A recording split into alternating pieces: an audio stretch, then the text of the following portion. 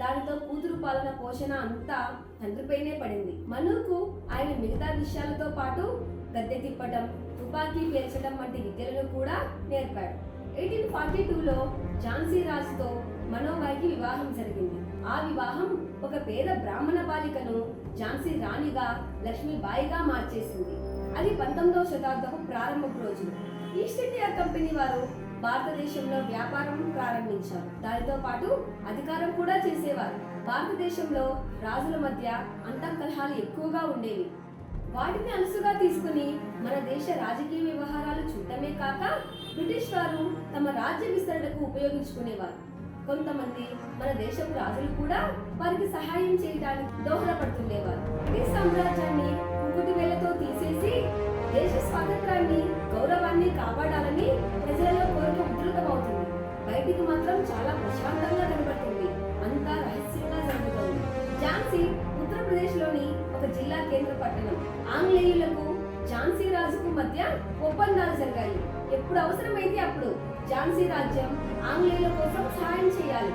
ఝాన్సీ రాజు ఎంపిక చేసేటప్పుడు ఆంగ్లేయుల అనుమతి తప్పకుండా తీసుకోవాలి. 1851 సంవత్సరంలో ఒక కొడుకు పుట్టాడు. 3 నెలల్లోకి ఆ బాలుడు చనిపోయాడు. గంగాధరరావుకు రాజ్య భవిష్యత్తు గురించి బెంగ ప్రారంభమైంది. మానసికంగా ఆయన చాలా కృంగదీసింది. ఆయన బాధకు మరొక కారణం కూడా ఉంది. అప్పటి లార్డ్ డెల్హౌసీ క్రూర పాలన. ఆ సమయంలోని రాజులు లార్డ్ డెల్హౌసీతో సహాయం పొందేవారు. అందుకు ప్రతిగా వారిపై ఒక షరతు విధింపబడింది. ఒకవేళ సంతానం లేకుండా ఒక రాజు మరణిస్తే అతని రాజ్యాన్ని ఆంగ్లేయులు తమ సొంతం చేసుకుంటారు.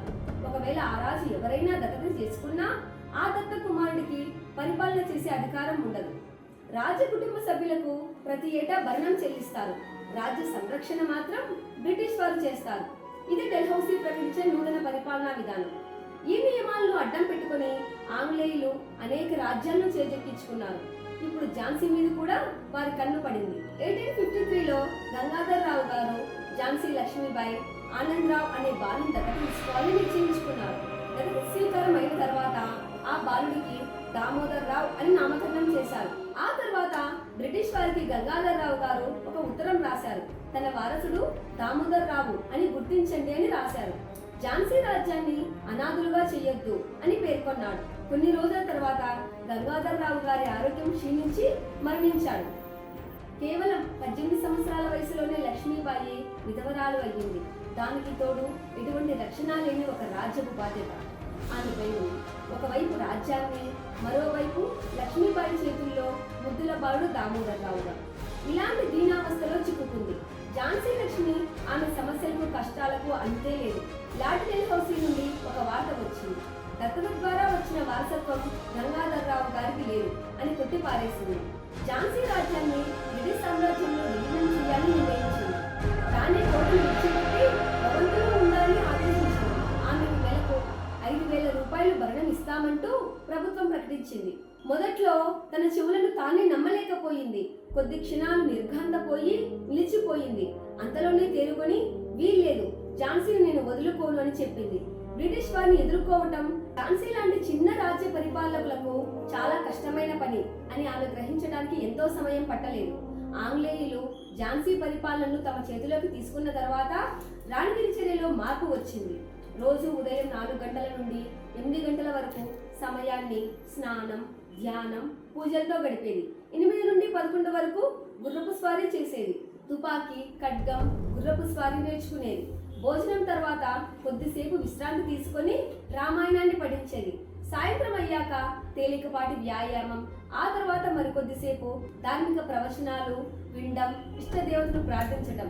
దినచర్య అంతా పద్ధతిలో జరిగేవి. అత్యాచారాలను, అన్యాయాలను మౌనంగా సహించేవారు. ఇటువంటివన్నీ మరణించిన వారితో సమానం. న్యాయాన్ని గౌరవించడమే, అన్యాయం ముందు తల వంచటం పిరికితనమే. గుర్రంపై స్వారీ చేస్తూ బయటికి బయలుదేరినప్పుడల్లా రాణి మగవారి వేషం ధరించేది. తలపాగా చుట్టేది. ఛాతి ముందు ఇనుప కవచం ధరించేది. 2 వైపులా పిస్తోళ్లు, చెరకత్తులను ధరించేది.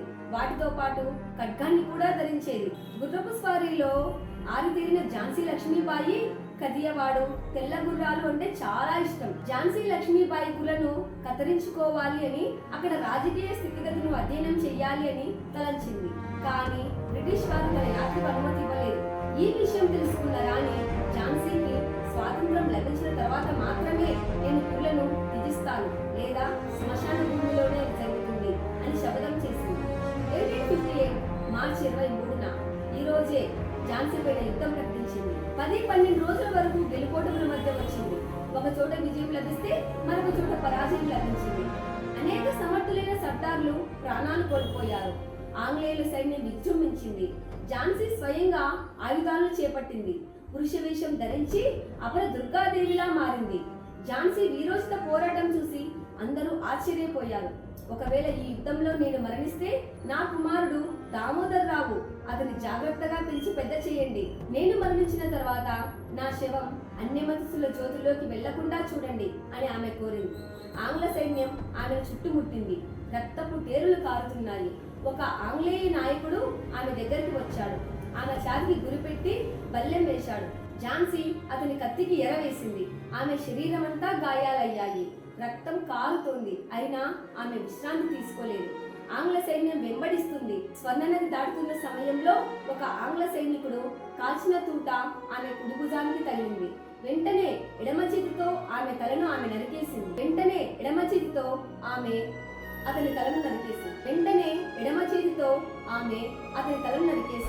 గుర్రం కూడా దానికి సహకరించలేకపోయింది.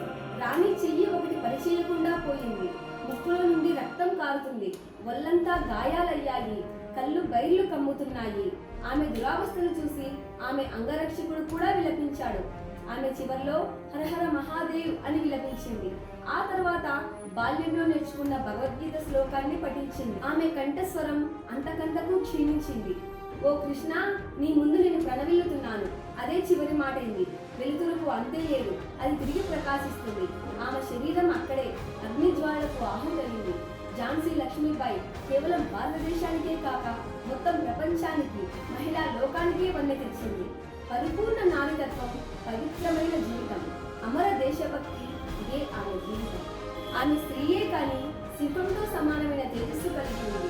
రాజకీయాలలో కూడా ఆమె దిట్ట. మామూలు పరిస్థితులలో ఆమె సామాన్యురాలైనప్పటికీ యుద్ధరంగంలో మాత్రం ఆమె అపర కాలి. వయసు తక్కువైన ముందు చూపును, దృఢమైన నిర్ణయాలతో ఆమె ఆలోచన చాలా స్పష్టమైంది. ఆమె యావత్ మహిళా లోకానికి ఆదర్శనీయురాలైంది. భర్త మరణంతో ఆమెకు జీవితంపై విరక్తి కలిగినా తన కర్తవ్యాన్ని మాత్రం వదిలిపెట్టలేదు. ఆమె గొప్ప దేశభక్తి, హిందుత్వం పట్ల గౌరవం గలవారు.